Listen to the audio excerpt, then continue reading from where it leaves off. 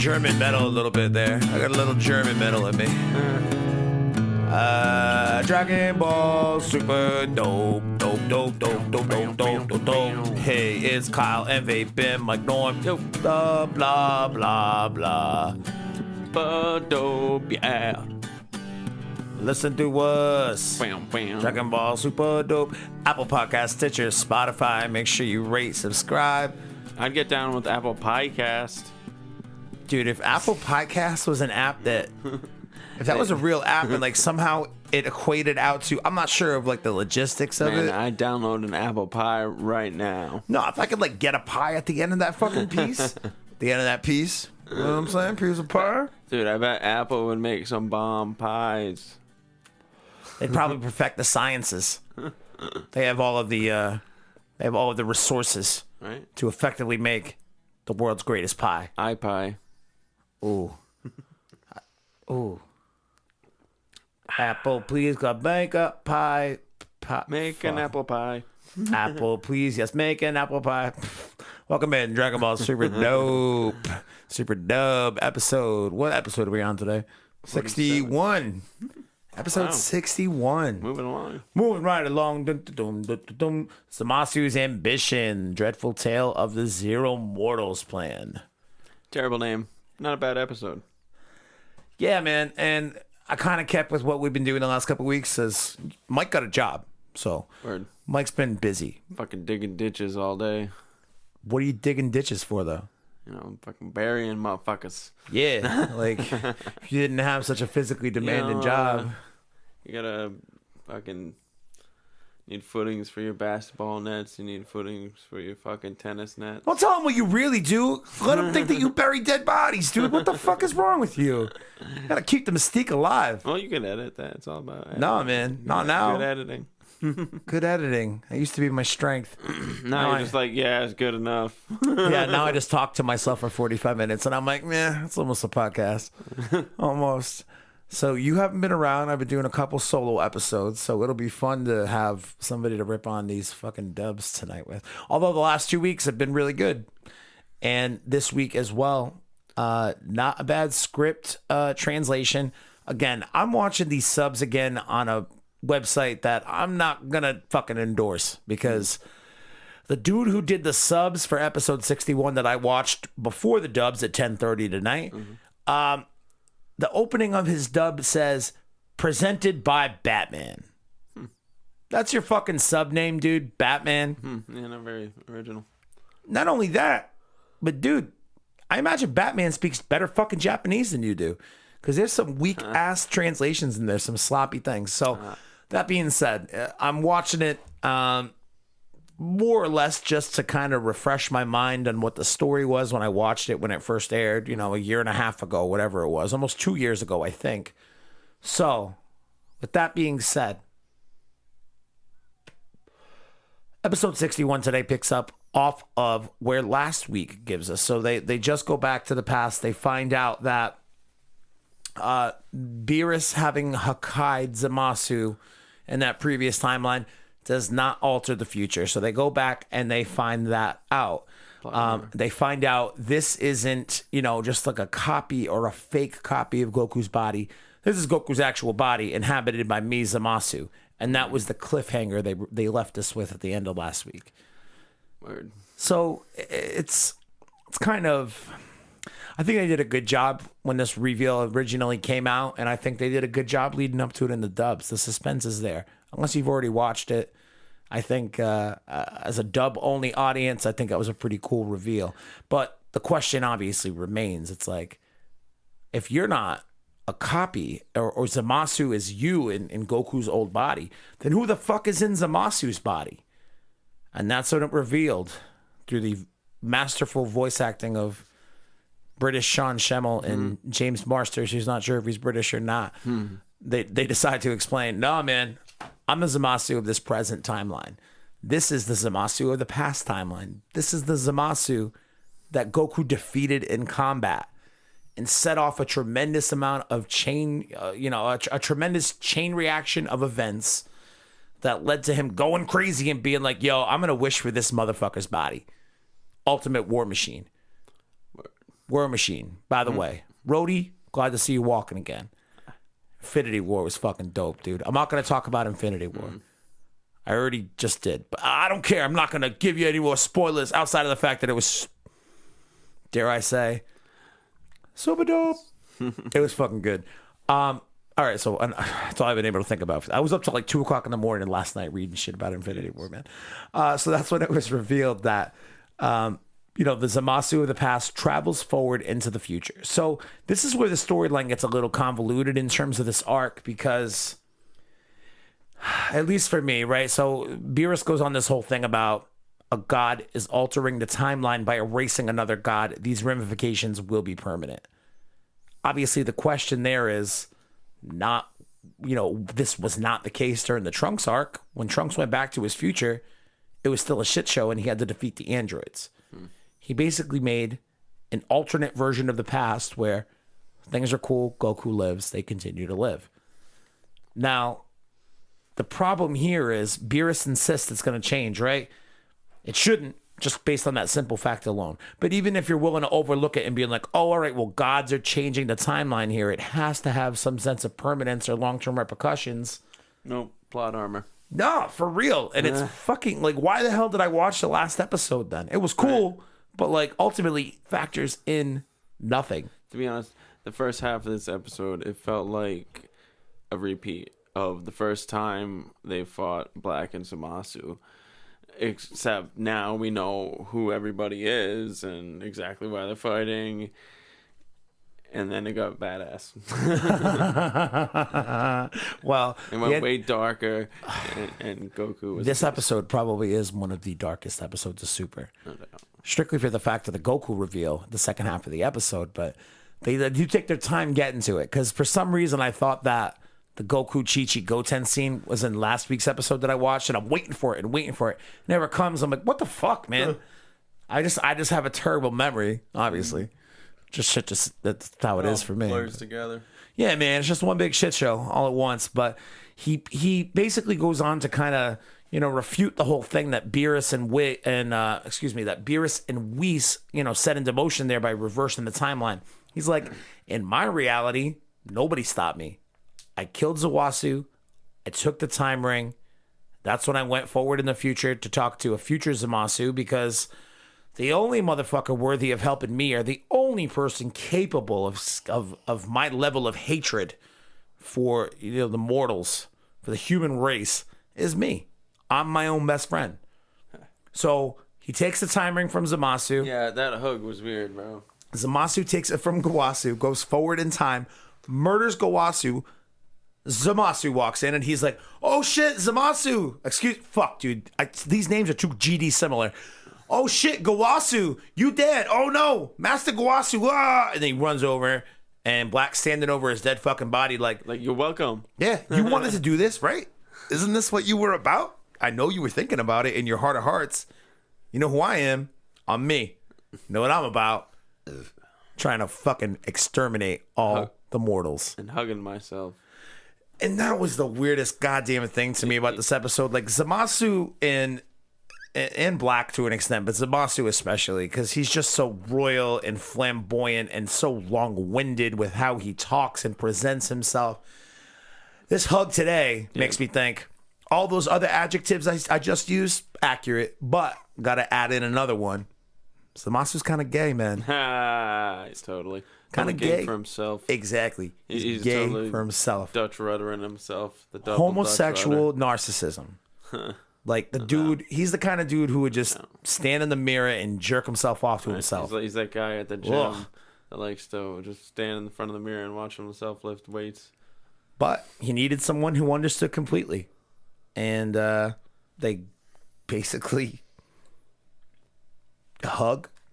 Yeah, they hugged it out, bro style. Creepy fucking hug. And in the dub, they say, together for justice, as they, like, line up their faces side by side. Like, they're, like, I don't know, turning their necks, like, 6 inches to the left, like this. If they did that, they'd each other's ears. They'd be making out and shit.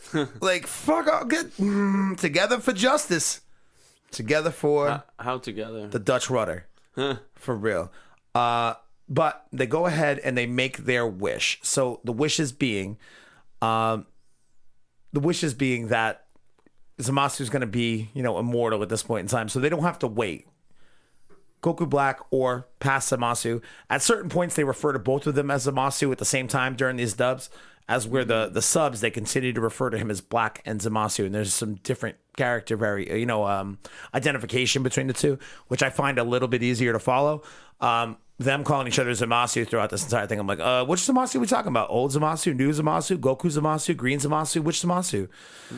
Fucking weird, man. But that's when he uses the time ring to be able to go forward in time, another gear. Doesn't have to wait for the Super Dragon Balls to reactivate. Wishes for future Zamasu with a immortal body. So he cannot be killed. Then he goes on again to kill all of the fucking Kais in all of the multiple universes. So he goes around to 12 different universes and murders 12 fucking Kais. What about the Gods of Destruction? Where the fuck they at, bro? Kill a Kai. God of Destruction's dead. Really? Is that how it works? Kill Kaioshin, and then Beerus dies. Huh. Yeah. Which is kind of a flaw in Dragon Ball logic, I'd have to imagine. I mean, if you really take into consideration, especially all the Kais of like the eastern, western, southern, northern quadrants of, the universe of Universe 7, because they build it out even further. And then all the Kais who come into consideration when fighting Majin Buu, like all the old Kais, and he eventually absorbs the fat Kai from whatever fucking universe or quadrant. It's a big convoluted mess in terms of the Kais, but the way Super has kind of made it a little bit easier to understand. You kill a Kaioshin, and that's it. God of Destruction is dead. But let's just let that sink in for a second. This is a bad motherfucker. This guy managed to get Goku's body, go into the future and get a future version of himself to work with. Like, future version of himself just finished making tea for Gowasu and was like, I'm content. Shows up, murders a motherfucker. He's so bad, he makes this dude who's like however many years in the future version of himself jump ship on the good life to go fucking kill everybody. Like, that's real quick. And then he goes off and murders 12 fucking Kais. Not that Kais are pushovers, but like, I mean... No word from the Zeno. No word from Zeno on any of this. I mean, that's kind of like the outlier in the whole piece of it, is like, we know Zeno exists now as an entity because we just meet him just before this arc really picks up in earnest. And he's like, no, I got to go. Sorry. I'll come back with a friend for you.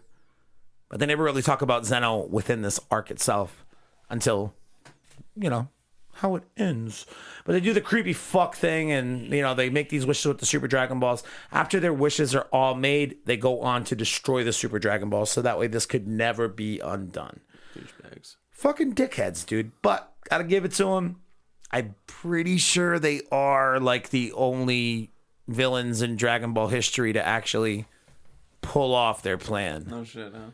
Like, to actually be successful with it. They're like, hey, this sounds like a really foolproof plan. We just got to pull off like these 4 or 5 things, and we're in. That's what's up. So they go on to destroy the Super Dragon Balls, even further proving that they are super successful fucking villains. Right. Covering their tracks. And the battle is back on after this brief explanation. Goku and Zamasu break off into this weird... Again, we're talking about Zamasu being kind of gay about himself. I think he might be a little bit gay for Goku, too. Wow, totally. Because the following scene, he, like, lunges in at Goku and, like, does, like, one of those creepy, like, hey, girl, and, like, has his arm up over his shoulder and, like, pushes him against the building. He's like, hey, baby, don't you want to ask me some stories about the past? Want to hear what I did to your wife? Yo, man, I did your wife good. I did your son good, too. Ooh. This is getting too graphic, but like, these are the kind of vibes Zamasu's throwing. I didn't write the show. No doubt, no doubt. This isn't my fucking fault. I mean, it's ain't my fault. Nope, I'm not even gonna look at it no more. So that's when I think one of the more iconic scenes of Super comes up. That's the explanation of what Goku Black did in order to get Goku's body. So you see him make the wish with the Super Dragon Balls. Yeah, it was funny. That was awesome, wasn't it? Green Goku. Their bodies literally swap. And you know what, dude? I've been fucking real harsh on Marsters and Schemmel a ton during these arcs. And I love both of them for different reasons, but I'm also critical of them because I'm a fucking bitch. So when Marsters has to do his Goku voice when Zamasu's body is suddenly swapped with Goku's, that shit was the fucking funniest part of the episode to me today. Because, like, he still has the voice, but he's talking like this up here. I don't know, Chi-Chi, I'm green. Like, it was fucking funny, dude. It was very well done. Good. I was worried he was stuck in, like, one mode only voice, you know what I mean? Like, this is my voice acting voice, and I am willing to go a little bit louder sometimes to express how angry I am. But nah, dude, he did like that high-pitched Goku voice. I'm like, oh, that shit is fucking funny. But goes on, murders Goku with his own two hands, and then Chi-Chi and Goten go to run away, and you just hear that terrible scream to round it out. And that's that. And that's when I think a lot of cool fucking fights in Super, for sure. I think this might be one of my favorite Goku fights. Oh, hell yeah. He was pissed. Dude, he was ripped shit. Goku he loses it. Understandably so. He just fucking had to envision his wife and fucking youngest son getting murdered.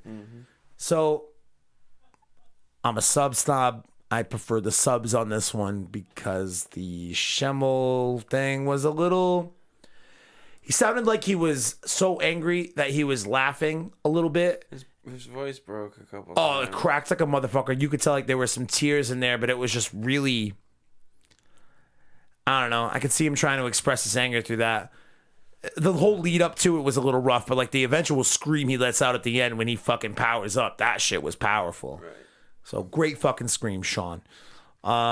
Flips out and then just goes to delivering a full fucking swing ass whooping to both Black and Zamasu at the same time. Yeah. As Trunks and Vegeta are off in the side of a fucking building or some shit. So, Super Saiyan Goku, or Super Saiyan Blue Goku, just doing his thing. Coolest part, obviously, that little... he instant transmissions in front of Zamasu and just definitely. That little flick of the wrist. Such a bitch. He's invincible, but he's still a bitch. He is a bitch, man, because he's been in the future just fucking chilling. As where Black is like the real, like Zamasu's invincible. Black is the one with the fucking mastermind. Dude. Yeah, like he's not even the mastermind though. Like Goku Black really is the mastermind, and the only other person that he could get to be able to help him fucking pull it off is a future version of himself who.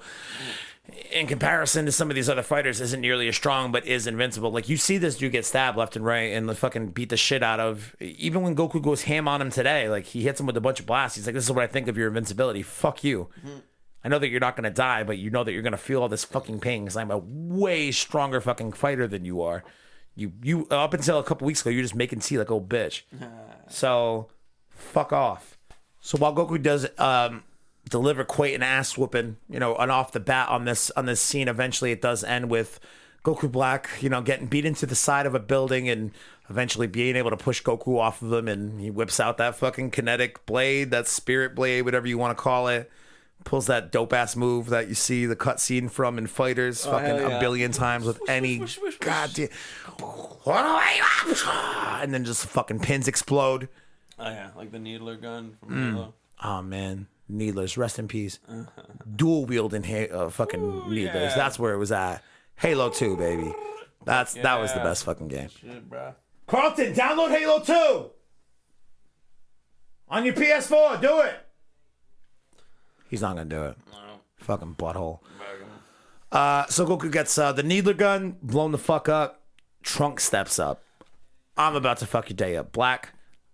I don't care if I die. I'll pay the ultimate price and hold you off. Vegeta steps up. Hey, idiot. You cannot beat him. What are you doing here? He's like, nah, man, I got to do this for me. I do this for my people. Got to do this for the future. Wakanda forever! And he gets bitch slapped right back down. And then he gets bitch slapped almost immediately. But before Trunks goes into his, freak out rage, Goku Black says some very interesting shit to him that I think the impact of it was a little lost on me, having not watched it in however long. Goku Black goes on to tell Trunks, yo, man, you're the worst fucking offender of all these mortals. You're a deciding factor as to why I had to carry out this plan. You spit in the face of gods on a regular basis, you blue-haired piece of fucking garbage. What's up with this time machine? I did watch the sub today too, so ridiculous shit like that is still stuck in my head. But just goes on to help him understand, you literally spit in the face of gods when you do this every time. You've created multiple alternate timelines. You've ripped this fucking timeline to shreds. Had you never gone back in the past and saved Goku from the heart virus, he would have died. I would have never met him. And this wouldn't have fucking happened. You indirectly are responsible. Not even indirectly. You directly are responsible for all this. You kept Goku alive. I met Goku. Look what I did. You did this. And Trunks just has his freak out. Punches that fucking cement block that he's on. It cracks. And just basically says, all right, man. You want to think that I'm evil? I'll be evil. I'm going to fucking kill you. And this is the first appearance of Super Saiyajin Rage, which, by the way, stupid name. I get it, but stupid name. Also very confusing. Now, from what I understand, it's not even included in the manga. This is not a real transformation in the manga, but in the anime, he's got the blue sparks. For a second, I thought he hit Super Saiyan 2. Once you start seeing those blue bolts and shit, I'm like, yeah, SSJ2 Trunks, this is gonna be dope. Right. And no, his pupils are basically gone. He's enveloped in a blue aura around a gold aura. Or, the gold aura is around the blue aura. But he's got a touch of blue. Somehow he's channeling some god key somehow because he's really mad. Way to fucking totally denigrate and Super goes on to continue to do this throughout the series. But this is really where they were yeah, God Key, I know that we kind of built it up to be this big important thing and a change in direction as to how the powerful, how the character's power is developed or tracked or whatever. God Key's different. And then they're nah, actually, it's really not. And now Trunks has some somehow. So, yeah, it's fine. Don't worry about it. It's the whole, oh, yeah, Goku can go SS Blue, so now Vegeta can too. I mean, you can kind of say that in that you never see Vegeta get SS Red or SS God, just the red form. But it's kind of implied that he just trained so hard, he achieved it without the ritual. That's kind of the same thing. Why have the ritual in the first place if Vegeta could train for it, Well, Trunks was maybe technically involved in the ritual. Oh, I mean, young Trunks, you mean? Yeah. But that was an alternate timeline, so it wouldn't make sense for future. It's too much. It's too much, Mike! My point is, way to fucking degrade the entire concept of God Key in the first place. Whatever. Zero Mortals playing Ninjin, blah, blah, blah. Woo. I'm so glad this episode made the word Ninjin and Subarashi popular on the internet because, just kidding. I'm not actually happy about that. So that's episode 61. Stick it up with the dubs, man. But fortunately, I don't have to take the next 25 fucking minutes trying to fill out the rest of the episode with just weird ass sub dub analysis like I have been for the last 2 weeks. Because there was actually some movie news that broke tonight. Movie remix. Jello.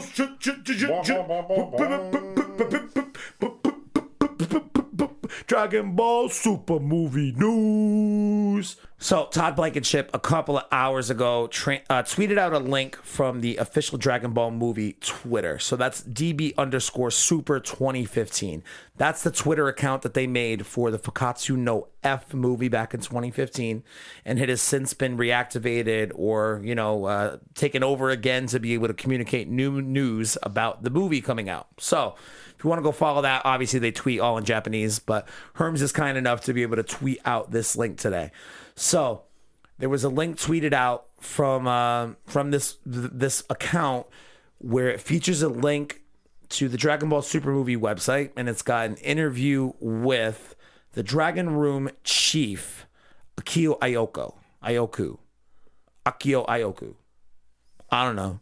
I'm trying, guys. I'm fucking trying, okay? And basically, him being the chief of the Dragon Room. Dragon Room, again, is anybody who... Are you okay, dude? Are you okay? What is that?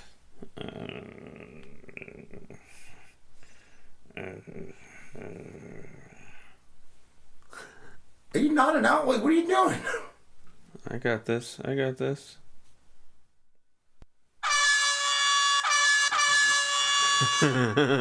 right, I'm awake. Here's Kyle. You didn't have to blow the horn on me. Dragon Ball movie news! Oh, no news! According to Dragon Room Chief Akio Ayoko, the Dragon Ball Super movie will have a quote-unquote multi-layered story with parts set in both the past and present and multiple settings. Toriyama's provided the story in over 20 sheets of designs, including characters, machines, and at least one new planet. Now, I'm not going to read all of these translations because honestly, some of this shit kind of bored me to tears, and it's about character design and shit like that. So go check out the series of tweets from Herms98 on Twitter. But I'm going to read a couple that stand out to me. So that one definitely. Multi-layered story with parts set in both the past and present and multiple settings. Over 20 sheets of designs, including characters, machines, at least one new planet. Hopefully that new planet is Sadala. Mm-hmm. Working out the story with Toriyama was mainly done via email, with them meeting in person about once every 2 months. It all started around spring of 2017, when they provided Toriyama with several proposals for a new movie, which, while mostly rejected, did get him thinking. So they came to him with all these new ideas, and he was like, these ideas kind of suck, but I got an idea of what we're going for, so let me try. Things sped up once it was decided to make the story about Saiyans. Toriyama provided an initial story in May 2017, which he worried was too short. It was expanded, but then became too long. Toei is now working on pulling it all together. That makes me a little nervous. Yeah. I mean, what's the happy medium there? I'd rather a Dragon Ball movie be too long. I've never once watched a Dragon Ball movie and been like, that shit took forever. Usually I'm like, yo, this bitch was only 75 minutes long. Dude. I had to watch Braveheart on cable the other day. It was like 5 hours long. But it's Braveheart, so it's dope. It was pretty dope. You don't like Braveheart, bro? Dude, I fell asleep and I woke up and the movie was still fucking on. Aoki mentions that telling a complete story in 2 hours is possibly easier for Toriyama than doing the story for a long-running TV show. But this reference to 2 hours seems like a figure of speech rather than the literal runtime of the final film. So he's not literally saying it's going to be a 2-hour movie, but he's saying it might be easier for Toriyama to continue to tell the story of Dragon Ball through the film format as opposed to a serialized television program. So I don't know how that makes me feel about the long-term prospect of Super coming back. And then it talks more about what he was looking for when auditioning new character designers and new animators or head animators for the movie. In the end, Toriyama personally selected Shintani as the new character designer. Although this is one of the last ones. Aoku says it's one of their goals to deliver this film to fans all over the world, but it will still take time once the film is completed for it to be localized and debut overseas. So again, talk of a simultaneous worldwide release might be an exaggeration. Mm-hmm. That kind of takes a dump on my dreams. I would love to see that happen. Aoku says Toriyama's story includes a lot of fan service, though in context, I think he means more in the crowd-pleasing sense than the sexiness sense. Still, he does say elsewhere that Bulma and the rest of the female cast this time around will be extra cute. And I don't know what that means. Maybe this dude wants to fuck some anime characters. It's going to be a rated R Dragon Ball movie. We're going to see some titties or something. Dragon Ball boobs. Dragon Ball double D's. Yeah. You got it. Double D's nuts? Oh, too far. Yeah, my bad. You nailed it with the double D's. Yeah, I did. Fucked it all up. I always go one step too far. But some of that movie news, it's I don't know, man. It's going to be set partly in the past, partly in the future. I can see how that would happen. Considering that we know it focuses on Frieza's relationship, long-term running relationship with the Saiyans, makes sense. Parts of it will be in the past. Oh, man, I don't think you fucking told us very much. Except fucking Toriyama's gonna get his head out of his ass. Oh, it's in the future. It's in the past. No, it's in the past and over it's in the here. present. It's over there. Come on. It's too long. It's too short. Come on, Mike. We've waited Make for a movie like movie this. already. They're making it right now. It's gonna be out in December. Yeah, we'll see. No, you won't see. We'll fucking know, dude. Again, the other interesting part about this news that came out today, not only are we a little clearer on how the movie's going to be structured and that it's going to be a very untraditional structure for a Dragon Ball movie, we likely won't get that simulcast release according to what this dude's saying. I mean, there is that little offhanded comment about how he feels it's easier for Toriyama to continue the storytelling through a means of films, you know, quote unquote 2-hour movies, even though that's not to say that this movie will be 2 hours. Might be easier for him to continue the story through movies as opposed to a serialized TV show. So that doesn't make me feel great about Super coming back as a series. That'll be fucking stupid. If that is the case, but I guess we'll kind of have to wait and see on that. But in terms of a simulcast, it doesn't sound like that's going to be something that they're going to be aiming to do. So even though a lot of the information that's come out about the movie, especially the initial comments from Toriyama, were all posted in Japanese and in English on the website a couple of months back, doesn't seem like we're going to get that worldwide release. Toei Animation, man, you guys are missing out on a fucking ginormous cash grab, man. I don't know what the hell y'all are thinking, but thought that was worthy of bringing up today. A little bit more insight as to what this movie is going to look like. Other Dragon Ball news, Vegito trailer for Fighters dropped today, and it looks dope as hell. Sweet, dude. And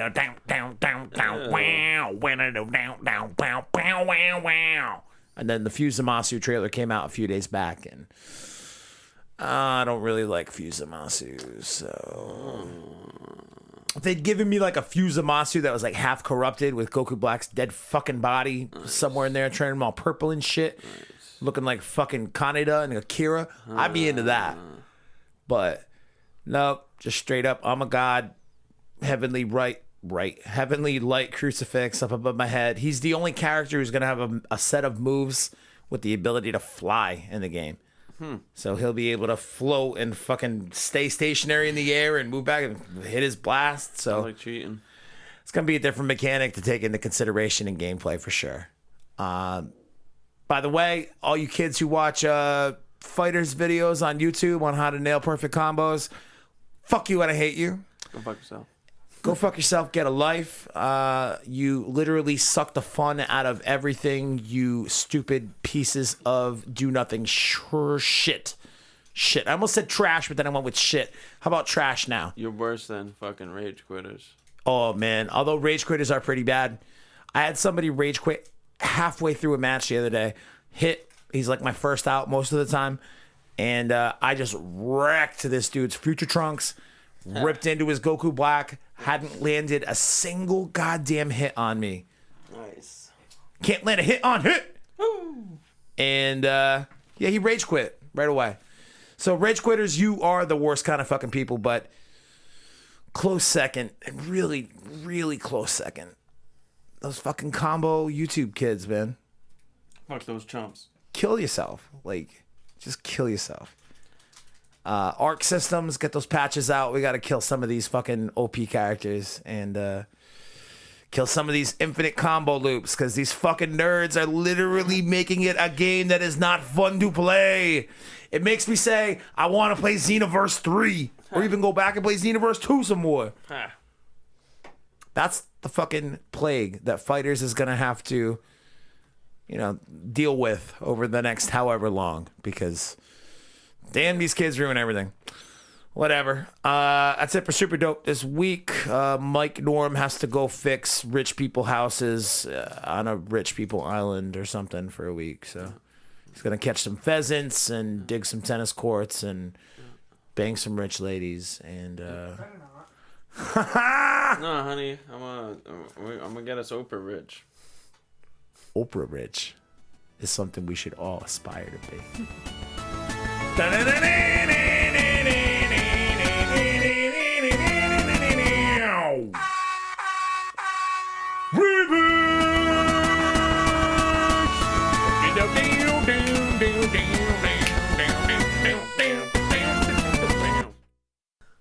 One more.